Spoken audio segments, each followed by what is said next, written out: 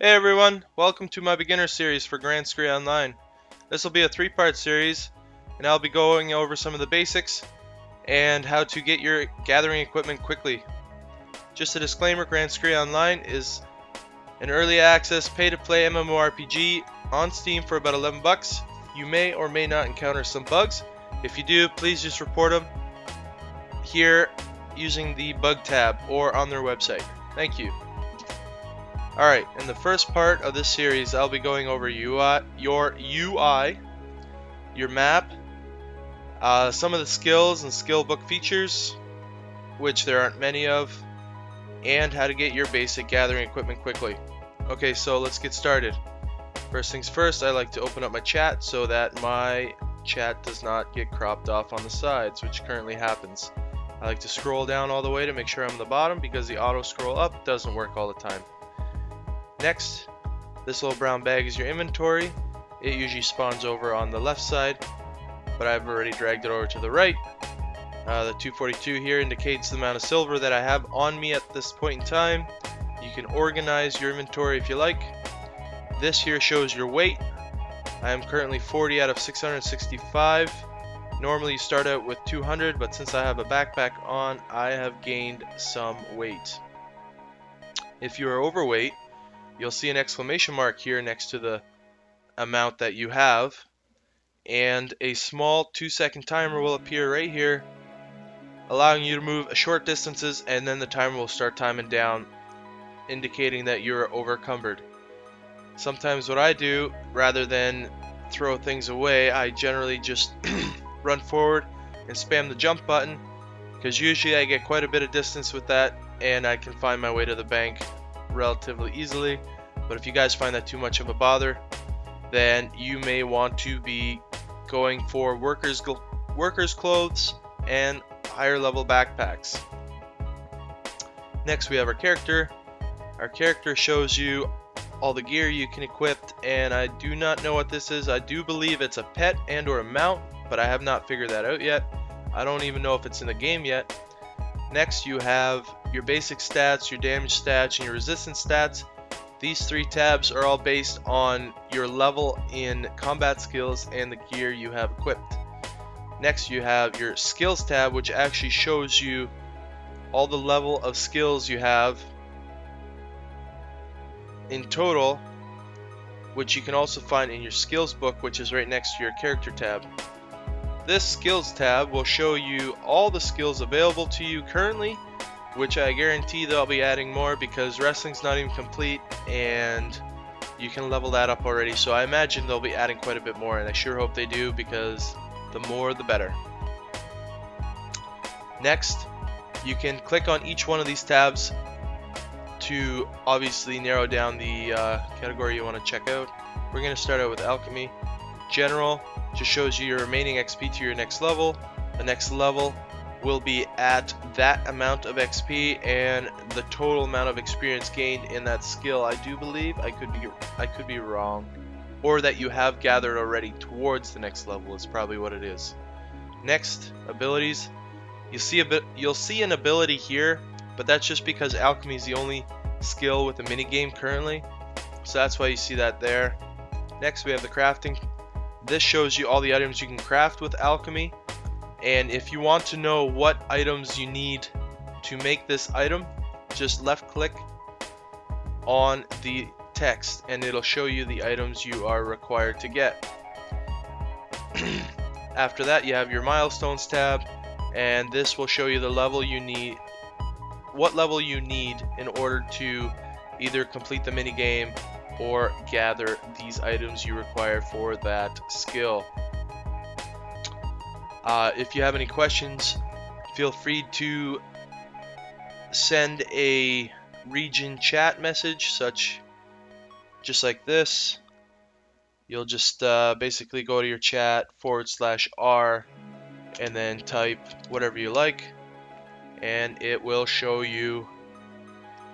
everyone in the entire game that message, and if I am on, I will help you. Okay, next, the map. Oh, sorry. You also have these hotbars here.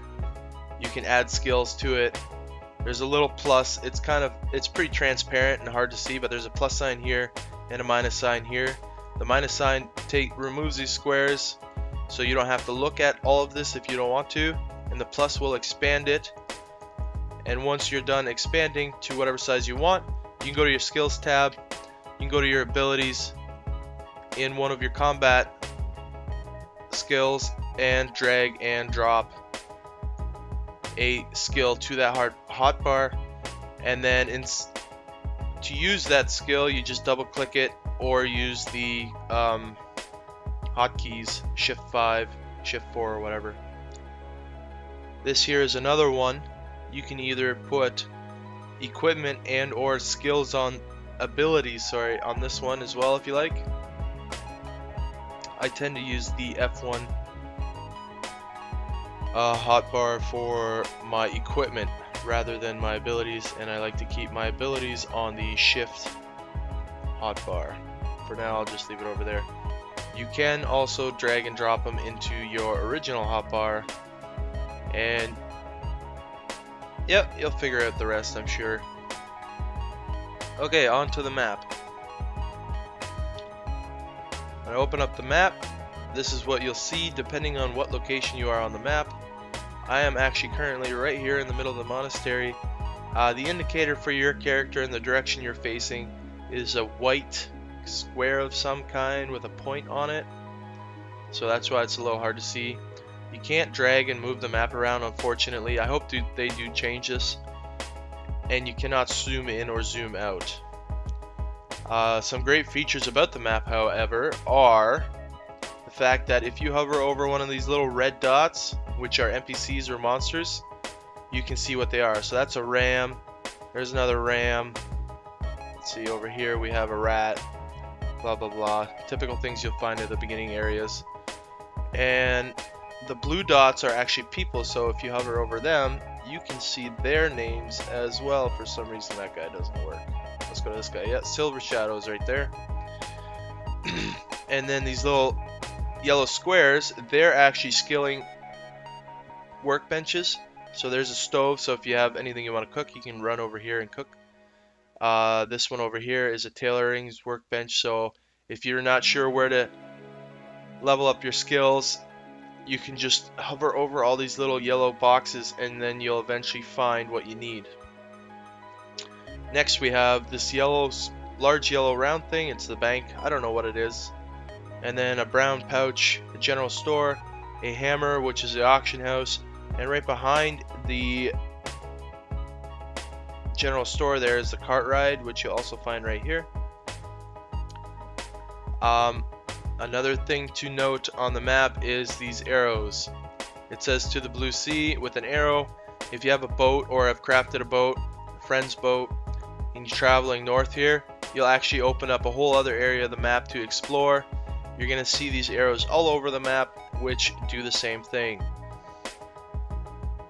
Alright, so that's that. Let's move on to getting your gathering equipment as fast as possible. So once you finish the first portion of the beginning of the quest, you'll end up about here. And then what I suggest you do, instead of going to Merrick right away, which is what it'll ask you to do, I suggest you run this way down here to the fork in the road and talk to a lumberjack. This way you can quickly make all the gathering equipment that you're going to need, so you don't have to quickly scrounge up some silver to go buy a hatchet somewhere in a general store, which might not even be there. Here's a lumberjack right on the forked road, like I said. Talk to him. If you've just started the game, he'll give you a free hatchet. Anything after that, you'll have to pay 10 silver for it. After that, just run up here and chop the spruce tree. Double click the spruce tree and you'll start chopping it. Once you have spruce logs from the spruce tree, just run on over back to Merrick. At this point, you'll complete the Merrick quest, the rest of the beginner's quest, and while doing so, here I'll show you where he is. Even though it's pretty hard to miss him, he's got a huge indicator right over his head, which I don't know why MMORPGs do that nowadays, but whatever. This game's not nearly as hand-holding as most, so I can't complain. Just over here, that is the, right there, that is the monastery exit that I took to get to the lumberjack. Just gonna head over here, talk to Merrick, he's the one with the helmet.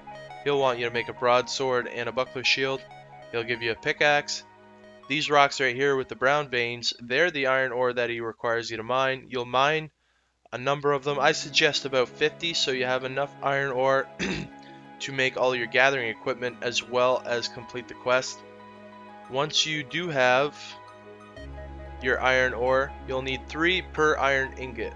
So that's why I suggest mining 50. Oh look, I get a rock. Rocks are meant for making houses. Garnet crystals are used for making teleports. So you want to hold on to these babies. Alright, 3 iron ore. Run over to the forge. Double click the forge. Apparently I'm too far away. Hovering over the iron ingot, it shows you that I need 3 iron ore to make it. I will click on it. It will show me that 3 materials are added into the forge to make an iron ingot. And I will craft. If you have 50, you can just slide the slider over to 99 and it'll make all 50 for you once you hit craft.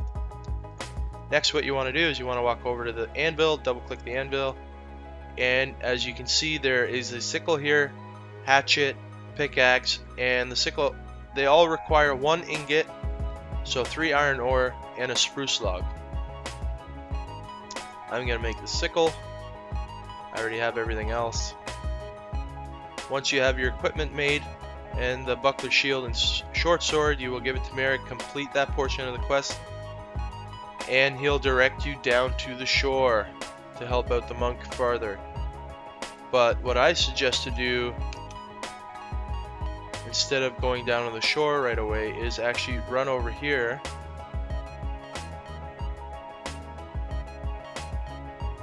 and use your sickle to gather 25 wheat. Run off into here, over to the tailor's workbench, and craft yourself a backpack. Double click the tailoring workbench, and as you can see, there's the backpack requiring 25 wheat.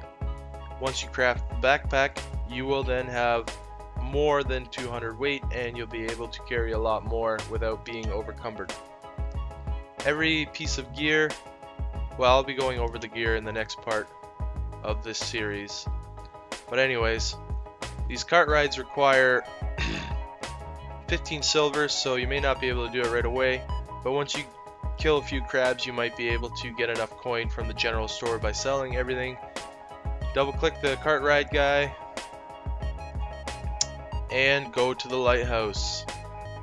The lighthouse is the only location that I know of at the moment with a carpenter's workbench. Double click the carpenter's workbench, and as you can see, you can make a fishing rod here, house furniture, a loot, torch, because it gets pretty dark at night here, and boats. As far as fast travel goes in this game, so far all I've been able to find are the carts and teleports. The teleports, you need 15 elemental grim, and then you are able to craft from York Hill Monastery down to house teleports, with the exception of a Homeway Shrine teleport, which you only need level 7, and that's what you're going to use these babies for. Alright, thank you very much for watching. Like and subscribe so you won't miss any of my other videos, my next 2. I'll be seeing you in game. Later.